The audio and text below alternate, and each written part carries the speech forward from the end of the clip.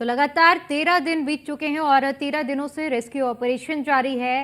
पूरे देश की यही कामना दुआ की जा रही पूरे देश की ओर से कि 41 मजदूर जल्द से जल्द सुरक्षित सुरंग से बाहर निकले। लगातार दिन रात एक करके टीमें काम कर रही हैं और सभी मजदूरों को निकालने का पूरा प्रयास किया जा रहा है। अब बस कुछ ही क्षणों का समय बचा है जब पूरी टीमें मशक्कत के साथ काम कर रही हैं और कयास लगाए जा रहे हैं कि जल्द ही जो 41 मजदूर सुरंग के अंदर फंसे हुए हैं उन्हें सुरक्षित बाहर निकाल लिया जाएगा।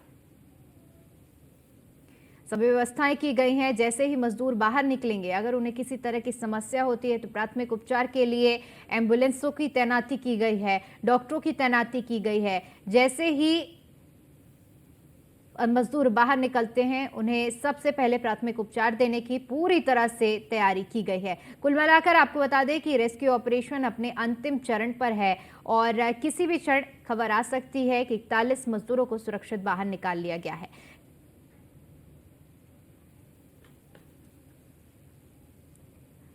तो लगभग 13 जिस तरह से 13 दिनों से काम चल रहा है और दिन रात एक करके एनडीआरएफ की टीम, एसडीआरएफ की टीम, विदेशी टीमें इस पूरे रेस्क्यू ऑपरेशन के लिए लगी हुई है।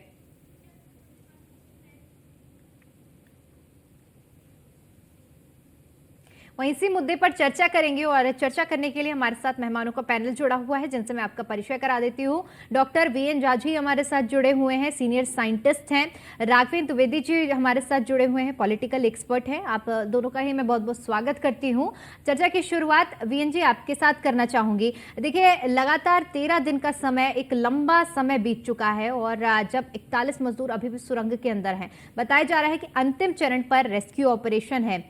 आपसे समझना चाहूंगी कि अभी कितनी दूरी है और कितना समय अभी फिलहाल लग सकता है इस ऑपरेशन में? दीपिका जी, जो मेजर पार्ट है ऑपरेशंस का वो तो लगभग खत्म हो गया है। अब सिर्फ कुछ मीटर रह गए हैं जिसमें कि वो ड्रिलिंग मशीन को आगे बढ़ना है। लेकिन ये जो लास्ट का जो कुछ मीटर है, इसको काफी सावधानी से ड्रिल किया जाएगा कि आगे वाले जो मजदूर हैं जो जो जो फंसे हुए हैं वहां पे, उनको कोई हानि ना हो।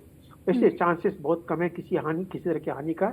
लेकिन और ये भी है कि दूसरे पाइप से उनसे कम्युनिकेशन हो रही है। वो बता रहे हैं कि हाँ, ड्रिलिंग की आवाज आ रही नहीं आ रही है, ड्रिलिंग मशीन को वो देख पाएंगे नहीं पाएंगे, तो वो सारा कम्युनिकेशन वो चलता रहेगा। तो ये बहुत बड़ा काम किया था जो एजेंसी उसको हैंडल कर रही है कि पहले ही दिन जो पाइप से ऑक्सीजन अंदर में भेजा, वो बहुत सराहनीय काम है।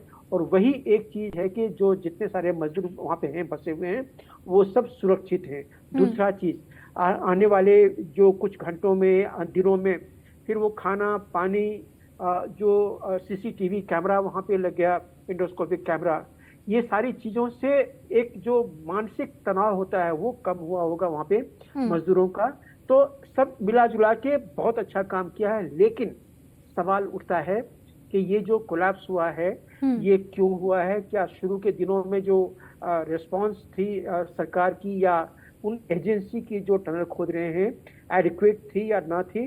इस पे तो सवाल कुछ हैं जिसको कि वो इन्वेस्टिगेशन के दौरान ढूंढना पड़ेगा। लेकिन मिला जुला के बहुत अच्छी ये स्थिति है और आने वाले कुछ घंटे में मुझे उम्मीद है कि जो ट्रॉली आपने देखा जिसपे कि मजदूर लेट के आते हुए हैं, तो उस ट्रॉली पे जितने मजदूर फंसे हुए हैं एक एक करके उनको वो इधर लाया जाएगा और फिर उनको मेडिकल की जरूरत पड़ेगी, सबों को मेडिकल की जरूरत पड़ेगी, क्योंकि उन सबों को एक बहुत तंग जगह में काफी दिनों से रहना पड़ा हुआ है। उनके फेफड़ों में कुछ इन्फेक्शन हो सकता है, उनके स्किन में कुछ फंगस इन्फेक्शन हो सकता है। तो सबों को लगभग जो मेडिकल का उपचार है उसकी जरूरत पड़ेगी। लेकिन सब स्वस्थ हैं, क्योंकि सीसीटीवी पे आप देख रहे हैं, उनसे बात कर रहे हैं, उनको देख रहे हैं कि वो सब स्वस्थ हैं और जो इमोशनल स्टेटस है, साइकोलॉजिकल स्टेटस है, काफी अच्छा है। तो ये सब मिला जुला के एक अच्छी खबर है। बिल्कुल।